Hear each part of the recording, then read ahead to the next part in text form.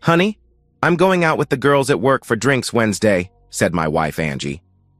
"Wednesday? Who goes out for drinks on a Wednesday?" I replied. "It's April 1st, April Fool's Day. We go out and act like fools," she said and smiled. "We've only been married going on 2 years, and it's been a bit of a bumpy ride. I met Angie my senior year of college, and we got married shortly after graduation when I received my degree in electrical engineering. Angie received a 2-year degree in business management, but actually wanted to be a secretary. If truth were known, she went to college looking for a husband. At least that's what her friends said. I'll do my best to explain how I found all this out. Let me see. Where should I begin? Ever since I was a kid, I would take things apart. Radios, recorders, microphones, and anything else electrical. I needed to see how things worked. I remember my parents always telling me to make sure things weren't plugged in so I wouldn't get electrocuted. I surprised my parents on how many things I was able to repair. I do have to admit, a lot of times I had a few parts left over, but that was all part of learning. As time went by, I got more involved in how things worked. While I was in high school, I won a number of awards in science and received a 4-year scholarship.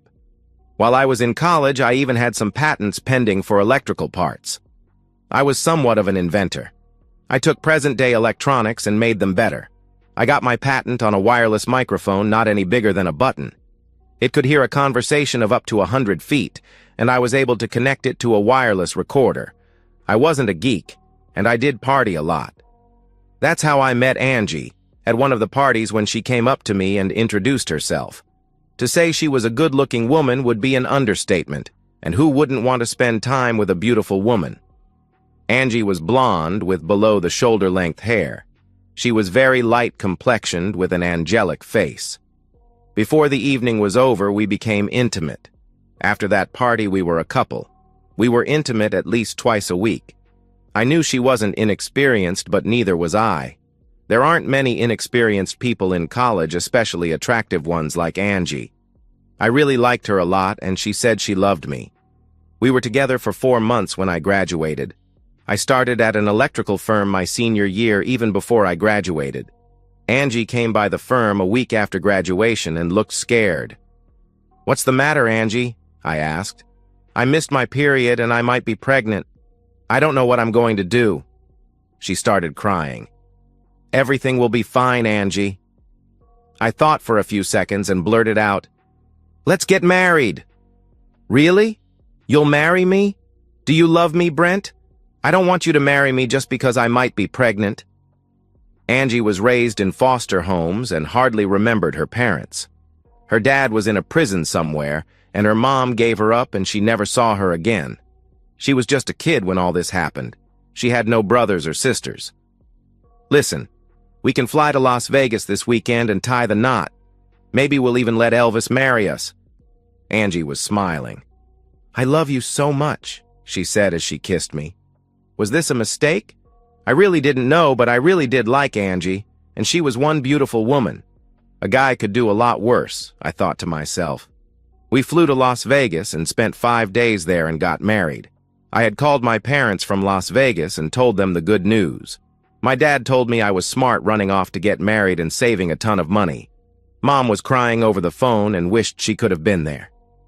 I came from a wealthy family, and my dad was also an electrical engineer and the head of the department where he worked. He was hoping that I would come and work for him after I graduated, but I wanted to be on my own for a while. I wanted to prove I could succeed without my dad's help. Mom was more of a homebody and volunteered for everything. My parents had a wonderful marriage. My parents met Angie at my graduation, and I remember them saying what a beautiful woman she was. I can't say they loved her because they really didn't get time to know her all that well. When Mom asked me why we were getting married so quickly, I told her that Angie might be pregnant. "Mom, I wanted to do what is right." The honeymoon was great. We got a honeymoon suite and were intimate every day. Watching other men paying attention to Angie made me a bit jealous, but it was nice to know that other men found her as beautiful as I did. She didn't really flirt with anyone but talked nice to everyone. When she was asked to dance, she told everyone we were on our honeymoon and she would only dance with me. That made me feel pretty good. After we got home, we found a nice apartment, and Angie started filling it with furniture. 2 more weeks went by, and when I got home, Angie had a nice dinner made and said she had something to tell me. "What is it?" I asked. "I got my period today. I'm not pregnant. I'm sorry. I didn't lie to you. I really thought I was. Can you forgive me?" What could I say? "Angie, it's okay. I would have liked to have a child or two, but we have plenty of time for that. I should call Mom and let her know since she won't be having any new grandchildren right now. I have an older sister and my parents do have 2 grandchildren, but I thought she might be looking forward to our first child." I called her and she said, "I guess it wasn't meant to be yet. You 2 are young and have a whole life ahead of you. I just wished you would have waited before getting married. After all, you just went together for less than half a year." We ate dinner and Angie said she would make it up to me later. I have to admit that she was quite affectionate. I've always been an easy guy to get along with and rarely argued or got mad. I just took life a day at a time and tried to do what was right. Angie told me she applied for a secretarial position in a large insurance agency that was in the same building as my office. It was a 6-story building and had a parking garage for businesses and guests. Employees received a parking pass, and guests would have to pay or get a receipt from the business they visited. The company I worked for had offices on the 2nd floor, and the insurance agency Angie applied for a position at had offices on the 5th floor. I was working when Angie came into my office and told me she got the position. She was really happy about it, and I was happy for her. She was going shopping to buy a few outfits for work. She mentioned to me that one of her college girlfriends worked there. When she told me it was Sheila, I remembered that Sheila was one of her wild girlfriends. Some of my friends had dated her while I was going with Angie. She was very active socially and partied a lot according to my friends. One day I remember Sheila coming up to me in college and wanted to become intimate.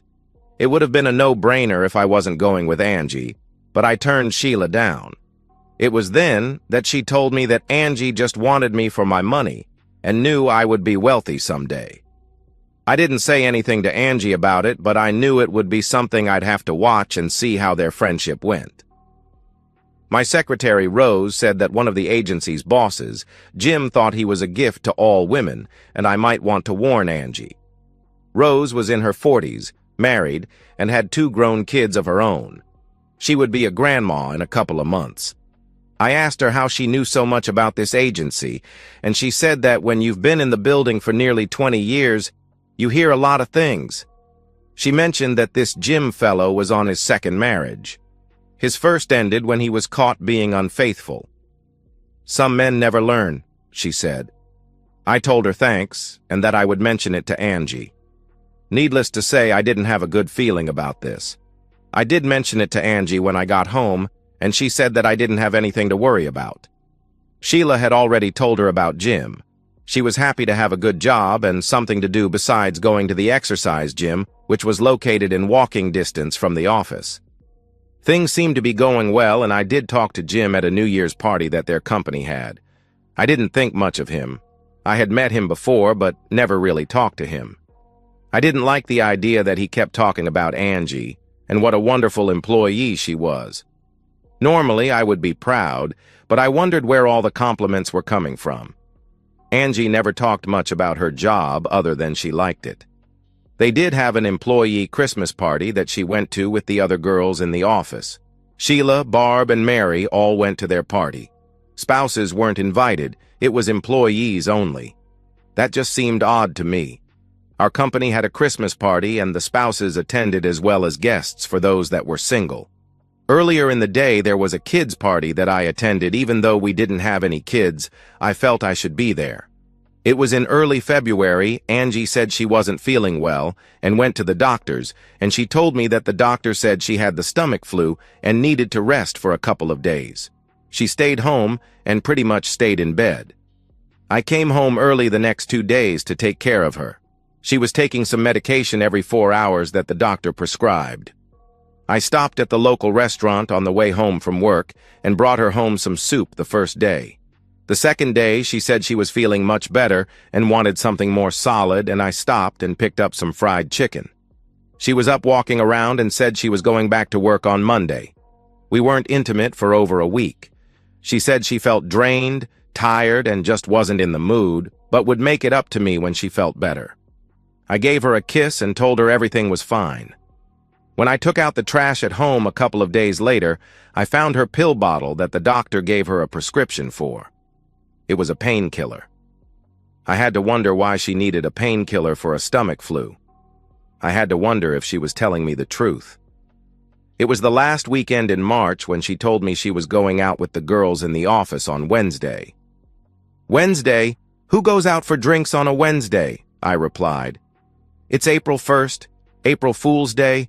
We go out and act like fools," she said. It bothered me that she wanted to go out and drink with the girls. I thought that part of our life was somewhat over and we would do things together. I couldn't tell her she couldn't go. I thought about following her, but I didn't think I would make a good private eye and would probably be seen by Angie or her friends. She did tell me she was going to drive so she would drink less. That gave me an idea. I could try out one of our newest products. It was the microphone that I had invented. It was the size of a button which I put in a side pocket in her purse. I had it connected to the wireless receiver recorder that I invented. It would record for a distance of up to a mile. I put the recorder in the corner of the trunk of her car under a blanket. It would record for up to 8 hours, so I put it in her car as she was getting ready to go out. I did have a remote start for the recorder, but it was only good for 100 feet. The recorder would shut off automatically. She said she would see me in a few hours, and off she went. Things have been a bit strange ever since her stomach sickness. I was hoping that maybe I was overthinking these things and everything would be fine. I've been reading too many stories lately about unfaithful wives and often wondered if Angie might be unfaithful to me. Damn. I hated thinking this way. I had dozed off in my favorite chair when the phone rang. It was Angie. She said she had drunk too much and was unable to drive. Angie: "Honey, I drank too much and need you to come and get us. Joe, Mary's husband will be by to pick you up and we can take our car home. I'm sorry." I guess that was better than driving drunk.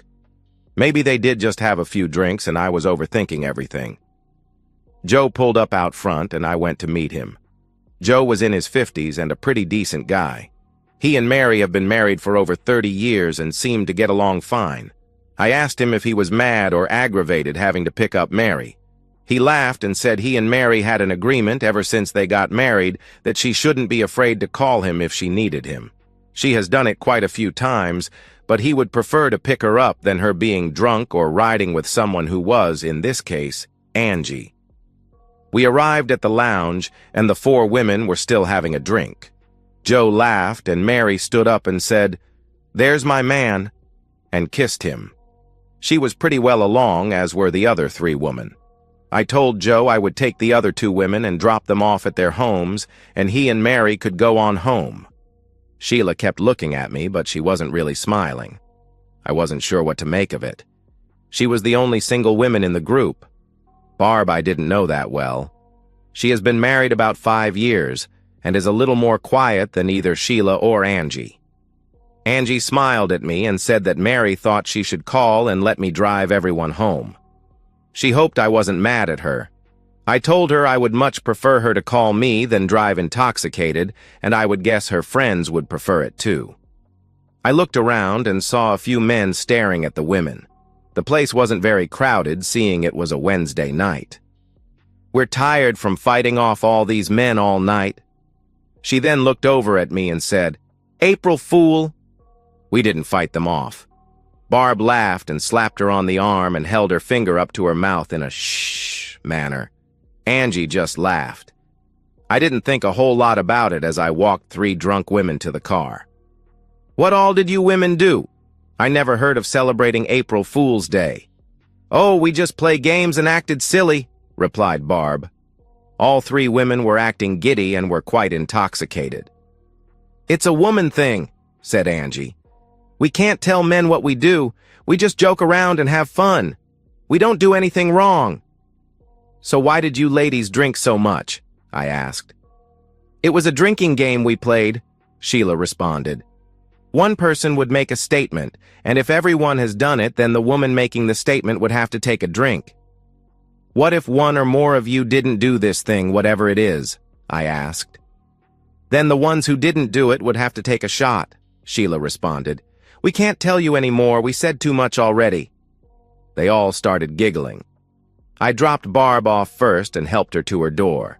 Next, I took Sheila home and she spread her legs as she got out. I could see her undergarments and she knew it and smiled at me.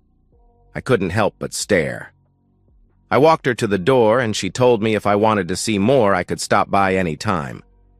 I knew she was drunk but had to wonder if she knew what she said. She staggered and reached over and grabbed me inappropriately. I couldn't help having a reaction after what I had seen, and she asked if she had done that to me. I opened her door and she invited me in, saying Angie wouldn't mind. Angie was passed out in the car, but I knew better than to go inside and told Sheila good night and walked back to the car. All kind of thoughts went through my head as we drove home. I've been true to Angie since we got married and hoped she had too. I helped Angie into our apartment and began undressing her. Her undergarments were damp. I could tell she had been excited at the lounge. She was awake now and said, "Let's be intimate, Brent. I want to make love right now. Come on, baby, I need it." So we did the deed. As she lay there, I thought about Sheila and even pretended I was with her. She fell asleep before I even got off of her. I slipped on a pair of pajamas and went out to her car and retrieved the recorded disc and decided to replace it with another. I felt it was wrong to spy on my wife, but I had to wonder what these women talked about. What got my wife so excited? I put the new disc in, wondering if they would talk about their night out the next day at the office. I put the recorded disc in my home office desk drawer, thinking I would listen to it over the weekend. Angie got up for work and was a bit hungover. She did remember us being intimate the night before, but didn't say much about their girls' night out. She apologized again to me for having to come and get her. I told her that was a lot better than her driving drunk or having some other man driving her home. She dressed for work and left shortly before I did.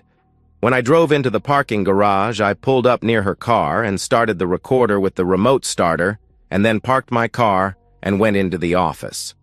I got my mind off my wife and into my job. We were updating the wireless and remote capabilities of video and audio equipment. It was a new age in communications, and our company was one of the leaders in innovation. I was proud to be part of it besides making the big bucks. Just before closing, I received a call from Angie. She told me she had to go away on a business meeting on Friday and would be back late Saturday. When I asked her who was going, she said, her and Sheila, Jim, and Alan. There wasn't much I could say other than I would miss her. She said we could make up for it on Saturday night after she got home. I did tell her that would be nice and hung up. We talked a little about her trip that night, and I told her I didn't think much of Jim and knew he flirted with the woman. She told me it was strictly a business meeting and she and Sheila were sharing a room and Jim and Alan another. I had nothing to worry about and she would see me Saturday night. Sheila stopped by the next morning and drove Angie to the office. Angie had a small suitcase since she could never get all her stuff in an overnight bag. I remember her telling me one time when she was dressed attractively that, to look this good, it takes a lot of preparation. I had a hard time at work on Friday keeping my mind clear and went home after lunch. I brought in the second disc from her trunk and took the first one out of the drawer. Before listening to them, I had to ask myself if this was right to invade Angie's privacy. I knew I would feel bad about it if there was nothing incriminating on them, which I hoped would happen. I thought back to how things changed throughout the years. My parents and grandparents seemed to hold it together more than my generation. In college, it was all about physical relationships. Yes, we studied, but looked forward to our weekends. I've been with more women than I can count. The women of my generation were pretty much there for the asking. We never talked about it, but I'm sure Angie and Sheila were from that wild girl group. I left that all behind me when I got married and hoped that Angie had also, but I wasn't sure. I was always able to put on a good front, but at times my insides felt differently. I took out disc 1 and began to listen to it. I would fast forward through the dead parts. On arriving at the lounge, the girls all agreed that whatever happens or is said at the lounge stays at the lounge. They ordered drinks and started talking about some of the men that were in the bar. I heard Sheila say, "I'd spend time with him," about a few men that were in the bar. I heard Barb say, "So would I if I wasn't married," and all the women laughed. "What about you, Angie?" asked Sheila. "I haven't drank enough to answer that question," laughed Angie. "Ask me again when I'm a little drunker." They didn't ask Mary, but Sheila suggested a drinking game. It was the one where you admit something, and if the others haven't done it, they would have to do a shot. If they all did it, the one asking the question had to drink a shot. I guess tequila was the shot of the night. They started out with simple questions like, who was intimate before marriage? Sheila said it wasn't fair since she wasn't married, so they all drank a shot. More questions like, who's had certain intimate acts? I was surprised when Angie asked about certain intimate acts. I heard her laugh, and Mary said she doesn't really like doing certain things, but she loves Joe enough to do it for him. Sheila asked about being with a married man other than her husband. "Wow, that's kind of personal," replied Angie. "Oh, come on, Angie. We all know you were with Jim." "We all have," replied Barb. "I haven't," replied Mary. "He's tried, and I told him if he ever puts a hand on me again, I would file harassment charges against him, and that was 5 years ago. You young people live by a different set of rules, but I married Joe for better or for worse, and have never been unfaithful to him. I trust him and he trusts me. I will never break that trust." "Oh, come on, Mary. Being with someone else doesn't hurt anyone," said Barb. "Once or twice a year it feels good to be with someone else, but it's just physical." "What do you think, Angie? You haven't been married all that long. Have you been with anyone besides Jim?" No. I've flirted with a few guys, and a few at the gym got a good feel here and there, but Brent and I usually go out together and almost always end up in bed." "I'd like to get Brent in bed," laughed Sheila. "I bet you would," said Angie. "But he's not that kind of guy. I actually think he's been true to me. Damn, he's good in bed. He always satisfies me." There were a lot more questions, and I heard Barb ask if anyone's had a certain medical procedure. She said she had one in high school. After that, she took preventative measures till she got married and now has 2 beautiful kids. Sheila said she never did but has taken preventative measures since she was a teenager. Mary said she didn't and never would have if she got pregnant. She did say she was never with anyone else other than Joe since they got married. Angie sounded nervous when she said, "Please keep this a secret. I had a procedure a few months ago. I was with Jim at the Christmas party and was afraid it might be his baby rather than Brent's, and I terminated it. I just couldn't take the chance. Brent and Jim don't look at all alike." "Does Brent know about this?" asked Barb. "God, no. He'd leave me if he found out. I told him I thought I was pregnant and he married me. There is no way he would accept me doing this not knowing if the baby was his. It was when I took a few days off saying I had the flu." "Can we talk about happier things?" said Mary. "This is pretty depressing. What you girls do and the way you live is wrong. I won't judge you, and I do care for all of you, but this wild lifestyle is going to catch up to you." I wasn't able to think straight. Angie fooled me into getting married, and when she really did get pregnant, she terminated it, and the baby might not have even been mine. She was unfaithful to me with her boss. What the hell was I supposed to do? I taped the conversation without her permission, but I knew I had to do something about it. I knew I could never trust her again. After that, the girls decided to dance. They would come back to the table and talk about how forward a few of the men got. Mary refused to dance with any men, but did dance some fast songs with the girls. I heard Angie mention hands on her inappropriately, but she always pushed them back up. Sheila said that she let a couple of guys get too friendly, but she was single and she liked the attention. It was a few minutes later when Mary told Angie she was too drunk to drive and called Joe and had Angie call me. On the second disc, there wasn't much new said. Angie asked the girls to please not say anything to me. They agreed that it would only stay between them, but Mary told her she should straighten up her act and forget the extracurricular activities, or her marriage would end up in divorce court if I was any kind of man. Next on the disc was when I heard about the overnight meeting and Sheila telling Angie to pick her man.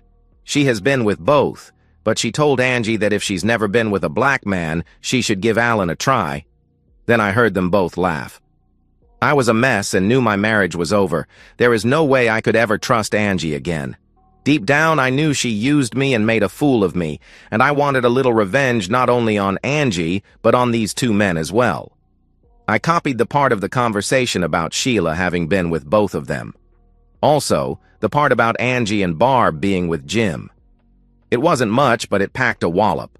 I had copies ready to send to Jim and Alan's wives and also to the head of the insurance company. On the insurance company's copy, I also included where Barb said they all were with Jim. I made myself a copy about Angie being with Jim and all about the procedure. I included a part from the second disc where Sheila told Angie to pick her man. I would send this disc to me at my office. I couldn't let anyone know I illegally recorded the women, so it would be hard to use it in court against Angie. On Saturday morning, I went to the doctor's office on the prescription bottle, and it was a women's clinic. I told them I wanted records of the procedure. At first, they denied me, and I told them that I didn't sign any approval for the operation. I would file a case in court, or they could just give me a copy of what they said I signed. They pulled out the papers and checked my signature, and they didn't match. They apologized and gave me copies of the procedure and said it was paid for in cash. Now I had the pill bottle and the paperwork for the procedure. I mailed out the copies of the disc so they would all get them the first of the week. I would just have to act like the loving husband till then. When Angie came home, I wanted to ask her which guy she was with, but I kept my feeling to myself. I had to act as normal as possible. I actually took her out for dinner, and she told me about their meeting and said it was rather boring. I had no idea if she was with anyone for sure. When she went to the restroom, I removed the microphone from her purse. I had already taken the recorder out of her car. I didn't want any of this to fall back on me. We went to bed, but it wasn't love. It was physical. She got into bed not saying anything, and I went to sleep. The next morning, she told me she was a bit surprised at how intense I was during our intimate time the night before. I just told her I guess a change of pace is good for everyone. She gave me an odd look but didn't say anything. Sunday night was pretty much a replay of the night before. The intimacy was intense, but I didn't approach her the same way. She did give me somewhat of a strange look before turning off the lights. When I got to work on Monday morning, I pulled up behind Jim's vehicle and pulled out an ice pick and flattened all 4 tires. I could have done something electrical, but it would lead people back to me. I took the elevator up to the 4th floor and got rid of the ice pick and went back down to the 2nd floor and to my office. I did my best to keep busy. I waited till 11 and called Angie and asked her if she wanted to do lunch. She sounded very nervous and said she would like to, but some people from the main office were there and wanted to talk to all the secretaries. At the present time, they were in a private meeting with the 3 bosses, Jim, Alan, and Fred. I asked her what it was about, and she said she didn't know, but no one seemed very happy. I told her to call me back when she heard something. It was after lunch when we received our mail. I received the disc I sent myself and asked Rose to put it in our DVD player. She was shocked by what she heard. I acted shocked to hear it and immediately called Angie. "What the hell is going on? I just received a disc that said you were unfaithful to me with your bosses. Is it true?" "Brent, we need to talk. Someone said that I was with my bosses. It isn't true. They said that Barb and Sheila did too. Just so you know, I received a copy of a tape where you said you were with the guy. It was your voice. Also on the tape it said you had a procedure. Is it true? Did you have this procedure?" "Brent, wait, we need to talk. I don't know where this came from, but I didn't have a procedure. Please, you have to believe me. I love you. I'm going home now and we'll talk when you get there. As of right now, I don't believe a word you're saying, and if this is true, we'll be getting a divorce." I hung up the phone and headed for home. Angie got home 4 hours later. She said she was held up because the police were called when all 4 of Jim's tires on his vehicle were flattened. She actually asked me if I had done it. If it was me, I would have blown up his damn vehicle. Now tell me face to face, did you spend time with him and then have a procedure? He sort of made me spend time with him, but I didn't have a procedure. How do you sort of spend time with someone? How many times were you with him? I asked. Brent, please, we can talk this out. Jim and Alan were fired today for taking advantage of the secretaries. It won't happen again. Who did you spend time with over the weekend? Did you get your first experience with Alan, or have you been with black men before? What are you saying? This isn't like you to scream at me like this. I love you, Brent. You have to believe me. I played the short recording that I received at the office. I do believe you. That is, I believe what you said on the tape. If it was a one-time thing, I might have been able to get over it, but not this. I pulled out the pain pill bottle and the procedure papers. You lied to me again. We're trying to put it out there and you lie again. You had a procedure and ended my child's life. I will never forgive you. Please, Brent, we can get past this. I promise it will never happen again. You're right. It won't ever happen again. I'm getting a divorce. You can have the apartment and the furnishing as well as the bill to pay off the loans. I'm leaving. I called my dad and have a job waiting for me as soon as I get there. I can't afford this place on my salary, please, Brent. We can work this out. You work it out. I packed my bags and will stay in a motel tonight and see the lawyer first thing in the morning. If you're smart, you will just sign the papers. It will be irreconcilable differences unless you want to fight it. You have your vehicle, the apartment, and the furnishings. I don't ever want to see you again. She was crying and said she thought Sheila did all this. When I asked her why, she told me that it had to be someone that was at their table for their April Fool's Day party. Everything that was recorded was said that day, or at the office the next morning. I told her that when she saw Sheila again to thank her for letting me know the truth about my wife. I grabbed my bags and headed out the door. I checked into the motel and spent the next few hours at the bar. I knew I was drunk. A woman asked me if I wanted help getting to my room. I looked up and saw Sheila. What the heck? I said out loud. How did you know where to find me? I called around until I found you, replied Sheila. What do you want? I asked. I know everyone is blaming me for sending out these tapes, but it wasn't me. I have no idea who sent them. Jim and Alan were both fired over this, and I heard their wives got a copy also. God knows if they will stayed married. I had no reason to break up all these marriages. I just wanted you to know that I didn't do it. I believe you. What do you have to gain from all this? I'm just glad I found out the truth. I remember you telling me in college that Angie was just marrying me for my future earnings. I guess you were telling me the truth. I also told you I wanted to be with you, and that was the truth too. You told me not as long as you were with Angie. You're not with her now. So how about a goodbye encounter? Smiled Sheila. I did spend time with Sheila that night, mostly out of revenge against Angie, and I was sure Sheila would tell Angie she was with me. But it wasn't as good as it was with Angie. I guess that had something to do with the feelings I had for Angie. I always gave her my best. I went to the attorney the next day and he got my divorce papers started. I stopped by my office and let them know I was leaving. It didn't surprise anyone, but they did say I would be greatly missed. It would have been hard working there with everyone knowing I married someone who wasn't faithful and was made a fool by her. Besides, she still had her job and I wouldn't want to run into her all the time. I had a week's vacation coming and used it to get settled in an apartment in my old hometown. I went to my dad's office and met with the board and was hired immediately. Dad took me on a short tour of the facility and introduced me to the people I would be working with. I didn't realize how many women became engineers. My dad laughed as he introduced me to them. I would be taking a slight decrease in pay since I was starting over, but I only had myself to take care of, and money wasn't one of my problems. I was back to work in no time doing what I loved to do. A couple of my female co-workers mentioned that they were happy to be working with me, and if I needed anything to let them know. I got a call from my lawyers who said I was once again a free man. I called my old office and talked to Rose and asked her what the latest gossip was.